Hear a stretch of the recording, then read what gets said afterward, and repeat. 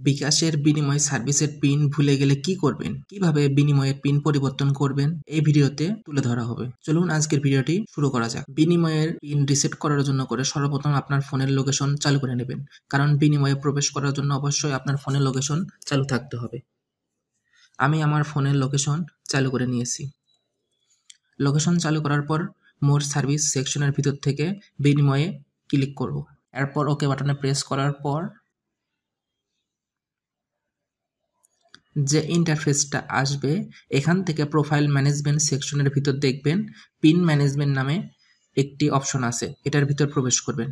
Pin management সেকশনের ভিতর দেখবেন দুইটা অপশন, একটা হচ্ছে পিন চেঞ্জ আর একটা pin reset. Pin change option আপনারা তখনই ব্যবহার করতে পারবেন যখন আপনার পূর্বের পিন মনে থাকবে। দেখেন পিন চেঞ্জ অপশনের ভিতর দেখা যাচ্ছে এন্টার কারেন্ট বিনিময় পিন আর নিচের দুইটা নিউ বিনিময় পিন। আমরা তো বিনিময়ের পিন ভুলে গিয়েছি, তাহলে তো আমরা বর্তমান পিন জানি না, তাহলে আমরা এই কাজটি পিন চেঞ্জে করতে পারবো না। আমাদের 2 নম্বর অপশনটি ব্যবহার করতে হবে, পিন রিসেট। চলুন দেখা যাক কিভাবে পিন রিসেট করা যাবে। পিন রিসেট বাটনে ক্লিক করব। আমি এনআইডির ঘরে এনআইডি কার্ডের নাম্বারটি দিয়ে নিলাম, এরপর ডেট অফ বার্থ দিলাম, এরপর বিকাশের পিন নাম্বারটি দিলাম, এরপর প্রসিড বাটনে ক্লিক করতেছি। ক্লিক করার পর বলতেছে আমি যদি এই বাটনে কনফার্ম করি তাহলে আমার বিনিময় যে বর্তমানে যে পিনটা আছে এটা আর কাজ করবে না। আমি কনফার্ম করতেছি, কারণ আমি বর্তমানের পাসওয়ার্ড জানি না, এই জন্য করে পাসওয়ার্ড চেঞ্জ করতে চাচ্ছি। কনফার্ম বাটনে ক্লিক করার পর আপনারা একটি টেম্পোরারি পিন পাবেন।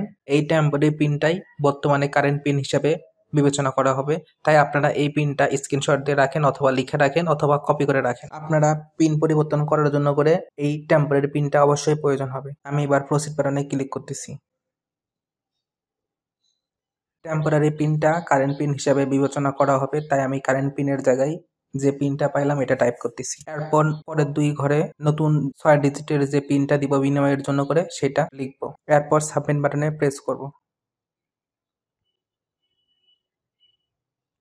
যদি এরকম কোনো এরর আসে তাহলে আপনারা বুঝে নেবেন বিনিময়ের সার্ভিসের কোনো টেকনিক্যাল ইস্যুর কারণে পিন পরিবর্তন হচ্ছে না। আপনারা এরকম হইলে ডাটা ক্লিয়ার করে আবার নতুন করে ট্রাই করবেন, আশা করি সমস্যার সমাধান হবে। আর এরকম হইলেও ভয় পাওয়ার কোনো চিন্তা নাই, আপনি বিনিময়ের লেনদেন করতে পারবেন, আপনি পিন পেয়ে গেছেন। এটা আমরা চেক করার জন্য করে একটু দেখাচ্ছি। আমি যে পিনটা পেয়েছি এই পিন দিয়ে আমি যদি ডিভাইস রেজিস্ট্রেশনে ক্লিক করি তাহলে এখানে পিনটা দিলে বুঝতে পারবেন পিন কাজ করতেছে কিনা। সাবমিটে ক্লিক করতেছি।